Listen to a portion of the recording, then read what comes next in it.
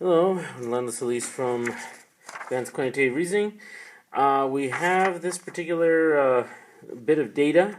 These are heights and wingspans of people, and we're going to go ahead and look at that data, and we're going to enter that into our calculator and do something called a linear regression.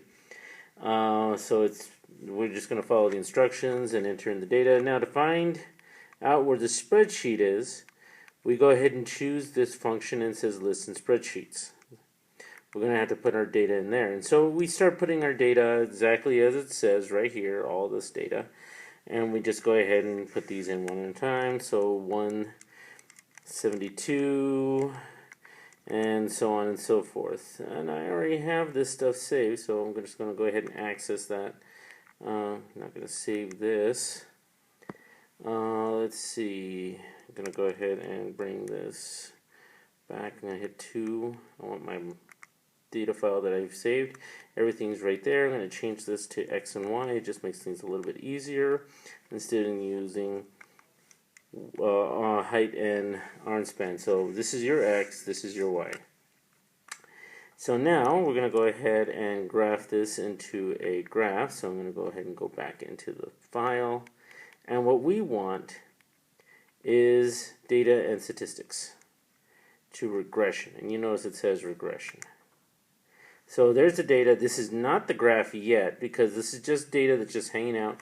It hasn't been told what to do. So I hit this button, the tab key, and I want X because that's what we're putting right here in this particular thing.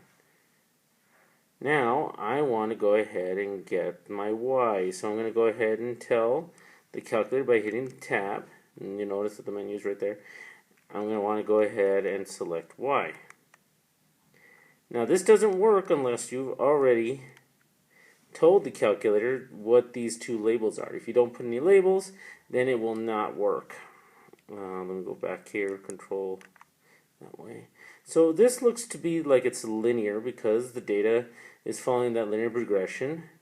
As X increases, Y, so does Y. So this is more than likely linear. And we're going to go ahead and do a regression. Now there's two ways of doing regression. So there's two different ways of doing regression. So what you're going to do on your paper, just to go ahead and let you know, you're going to take this graph and you're going to go ahead and just put your dots right there and everything. You're going to copy that, copy the thing. Now there's two ways of doing regression. You can do regression on this screen or another screen. So we're going to hit Menu, and if you go down to Analyze, we're going to go ahead and tell the calculator we want to do a regression. So that's Menu 4 and then 6. And then we have to tell it what kind of regression.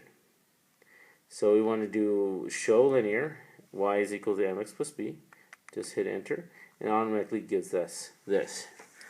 So again, those key functions are menu,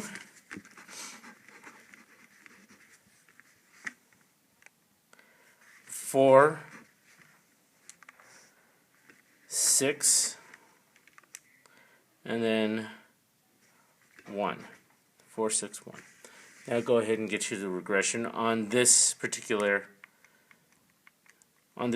screen. Now if we use another screen, I'm going to go back to the home page, and I select this one, which was going to be calculator. We're going to go ahead and be able to do a regression there. So I'm going to go ahead and hit menu, and the regression is under 6. So for this other page, it's menu, and then it's going to be 6 because it's under statistics. I do believe it's under stat calculations, so that's 1, and then we choose 3 because we need mx plus b. And then here we have to tell it what to put in that list. So I need to choose x, and then I need to choose y.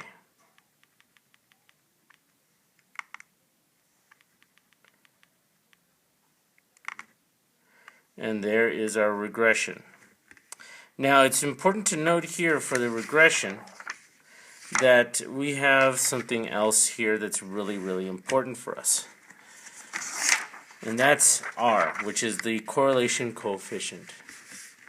So our formula is y is equal to, our m is 1.02198 x minus 1.42857.